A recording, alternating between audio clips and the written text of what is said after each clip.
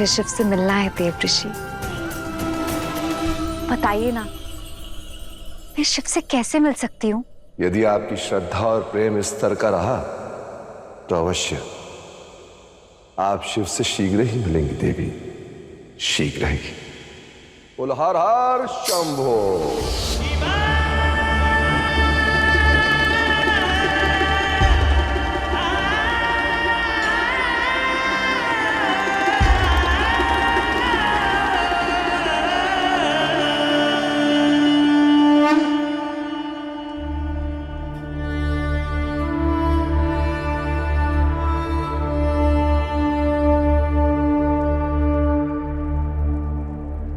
मैं अपने मातृ पितृ धर्म का पालन करते हुए आपको नमन करती हूँ। आपके लिए मेरी भक्ति श्वास की तरह है, जो सदैव थी, सदैव है और सदैव रहेगी।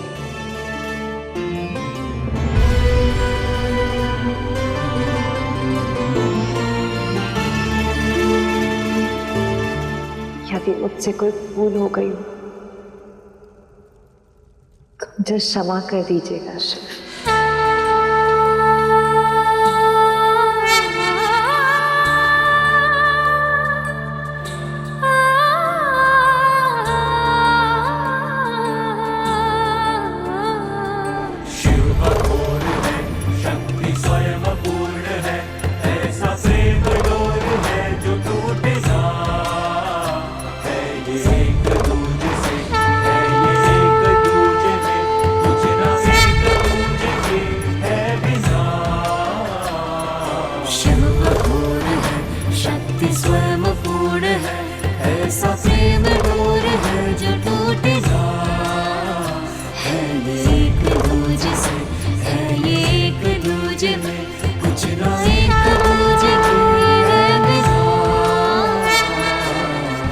कैसी बात कर रहे हैं आर्या? आप ही ने तो विंध्य के राजकुमार के साथ पार्वती का विवाह निश्चित किया है। वचन दिया है आपने। वचन तो मैंने भी अपनी पार्वती को दिया था कि सदैव उसकी प्रसन्नता को सोचूंगा। आप ही सोचिए देवी, कहीं आपकी हट के कारण हमारी पुत्री पार्वती सती की भांति आत्मदाह न कर ले। नियति के विरुद्ध जाकर कहीं हम अपनी पुत्री को खो न बैठे।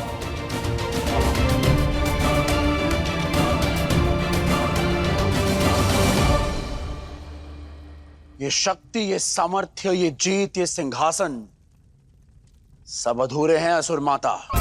ऐसा लगता है कि सब कुछ है परंतु कुछ कम है। जानती है क्यों? क्योंकि उस इंद्र का पद ही कैसा जो किसी से भी हार जाए। गुरु शुक्राचार्य ने कहा है इस संसार में सबसे शक्तिशाली केवल वो शिव है। इसलिए अब मैं कोई देव नहीं, महादेव बनना चाहता हूं। मैं शिव बनना चाहता हूं।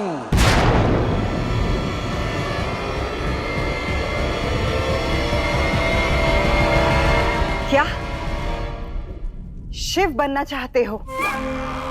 उपहास कर रहे हो क्या तारकासुर? शिव बनना इतना सरल नहीं। कैसे बनोगे शिव? शिव बनने के लिए क्या आवश्यक है असुर माता? तप, त्याग, तांडव, ये सब बातें हैं। अगर शिव बनने के लिए कुछ आवश्यक है तो वो है केवल शक्ति। ये सब जानते हैं कि बिना शक्ति के शिव शव है। इसलिए अब मैं शक्ति से विवाह करूंगा और वो शिव शव बन जाएगा।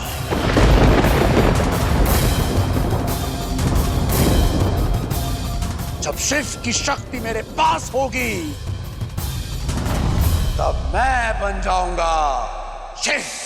जितना भयंकर ये विचार है उससे कई भयंकर इसका मार्ग होगा।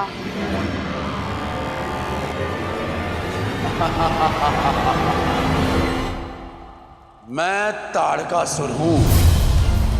मेरा जन्म ऐसे ही भयंकर मार्ग पर चलने के लिए हुआ है।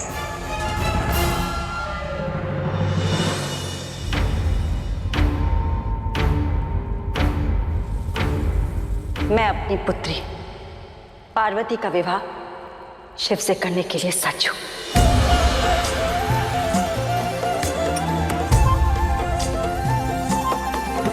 हमें तो बस अपनी पुत्री का सुख चाहिए।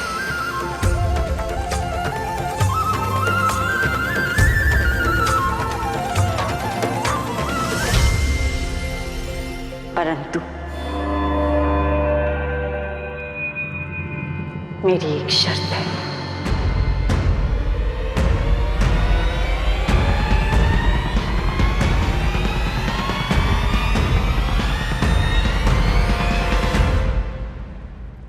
पार्वती, शिव से विवाह के लिए पिताश्री और माताश्री मान गए हैं।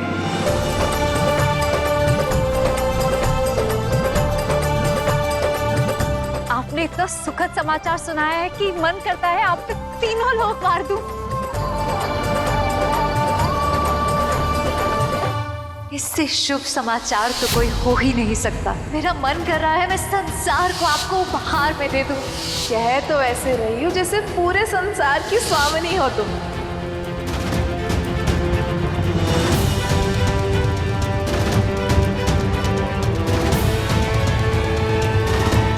क्या हुआ पार्वती, तुम ठीक हो ना?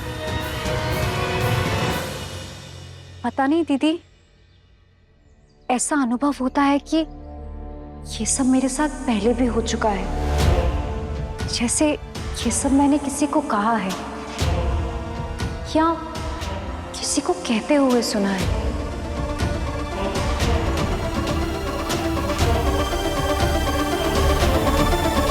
ये सब छोड़िए, ये बताइए कि माताश्री मानी कैसे? माताश्री मान तो गई है, परंतु उनकी एक शर्त है।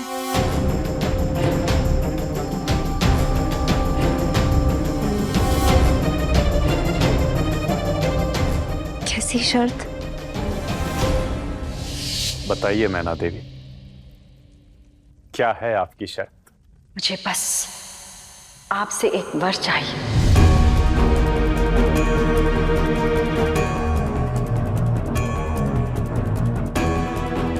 मांगिए देवी।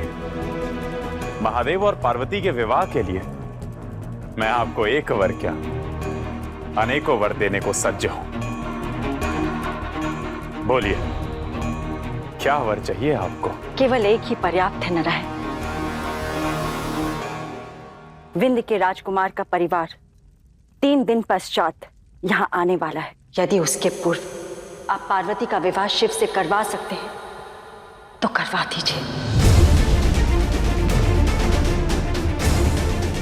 अन्यथा उसके पश्चात तो नारायण आपको नियति को रोकना होगा, क्योंकि फिर मैं अपनी इच्छा अनुसार अपनी पुत्री का विवाह करने के लिए स्वतंत्र हो जाऊंगी।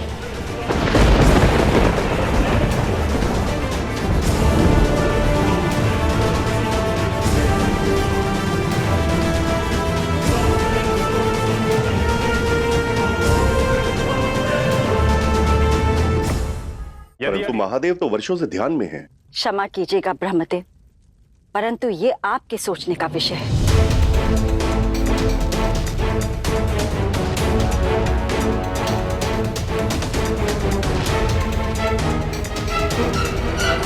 मैना देवी, आपने मुझसे वर मांगा है तो मैं आपको वर देता हूं। यदि अगले 3 दिन में महादेव और पार्वती का विवाह ना हुआ तो आप नियति के प्रभाव से स्वतंत्र हैं। आप 3 दिन के बाद जिससे चाहे पार्वती का विवाह कर सकती हैं।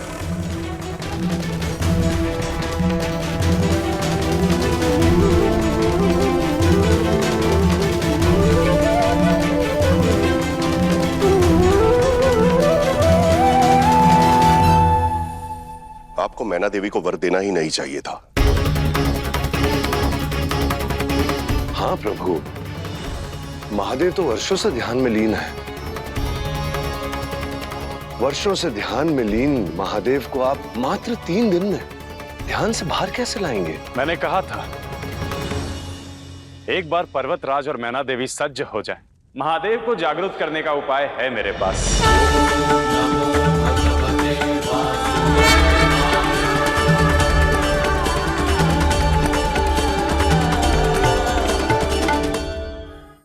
महादेव के मन को जो विचलित करेगा, जो मनोज है, मन का स्वामी है, जिसका नाम कामदेव है।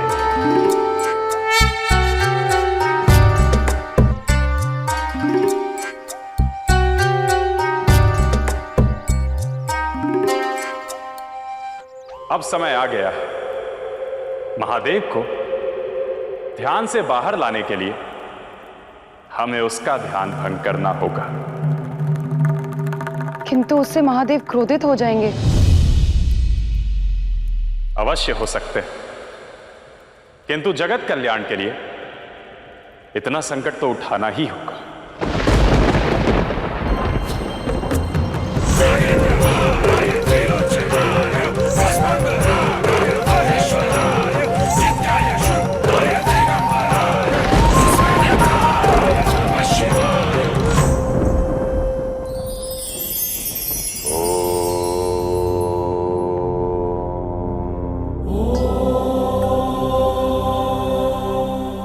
विदा एक ऐसा भाव, एक ऐसा पल जिससे हम सभी कतराते हैं, परंतु ये भय निरर्थक है। सूर्य जब संध्या को विदा लेता है तब स्वागत होता है चंद्रमा का। जब आपके जीवन में कोई नया स्वागत आता है तब आपको पुराने व्यक्तियों को, स्थल को, जीवन को विदा कहना सीखना होगा। यदि जीवन में ठीक से विदा लेना सीख लिया तो स्वयं को सदैव नए स्वागत के लिए सज्ज पाओगे।